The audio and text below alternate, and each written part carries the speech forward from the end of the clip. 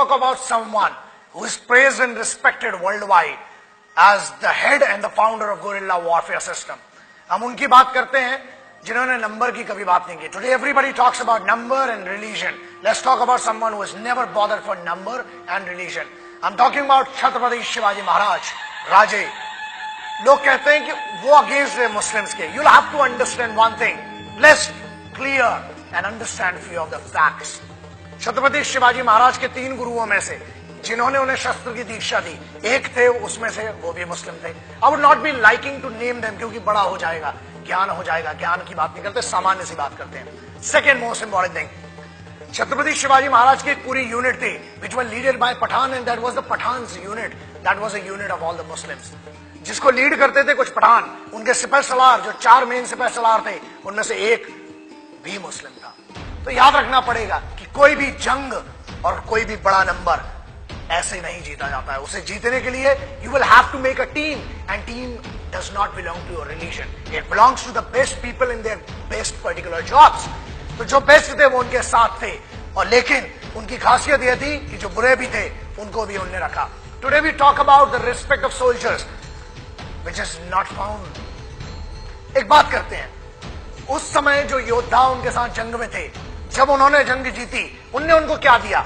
लोग कहते हैं ना कि इंडिया रिच कंट्री क्यों था. For example, why they were so appreciated and why they were so lethal and why they wanted to do everything for the country, because of that right and the great leader Chhatrapati Shivaji महाराज.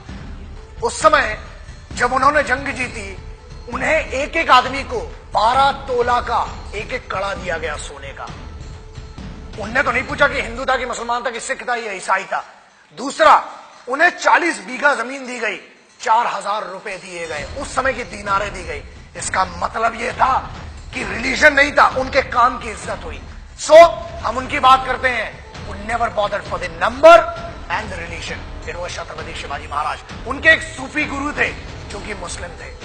उनके 3 दोस्तों में से सबसे बेहतर दोस्तों में से निजाम थे, और उनमें से जो उस समय के राजा थे हैदराबाद के, वो उनके दोस्त थे. तो याद रखिएगा, दोस्ती, जंग और जज्बा, ये 3 चीजें कभी धर्म नहीं देखते हैं. So anybody who follows Chhatrapati Shivaji Maharaj should understand that he was not anti Muslims, he was anti गद्दार्स. अफजल खान या औरंगजेब की सेना से लड़ाई की. अगर आप हिंदू मुस्लिम की बात करते हैं, you need to clear, you need to understand, you need to clarify one of your fact कि औरंगजेब से लड़ने वाले जो लोग थे वो अधिकतर राजपूतों के ठाकुर लोग थे जो औरंगजेब की सेना से लड़ रहे थे. तो कहां गया रिलीजन?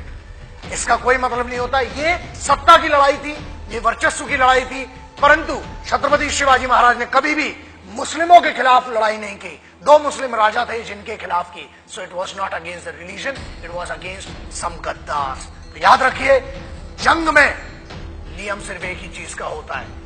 कुछ योद्धा दूसरे योद्धाओं से लड़ते हैं, आप एक को सही और दूसरे को गलत साबित नहीं कर सकते. तो Chhatrapati Shivaji Maharaj as a patriot, Chhatrapati Shivaji Maharaj as the founder of guerrilla warfare means a lot to me. And याद रखिए, ये वो छत्रपति शिवाजी है जिसके बारे में लगभग 32 देशों में गुरिल्ला वॉरफेयर सिस्टम पढ़ाया जाता है. विडंबना यह है कि भारत में उतना महत्व नहीं मिलता. कोई बात नहीं, हम जैसे पागल लगे हुए हैं, और एक दिन ऐसे योद्धाओं को इस राष्ट्र का हर बच्चा सम्मान करेगा और इज्जत करना ही पड़ेगी. बिकॉज सच को बहुत समय तक दबाया नहीं जा सकता.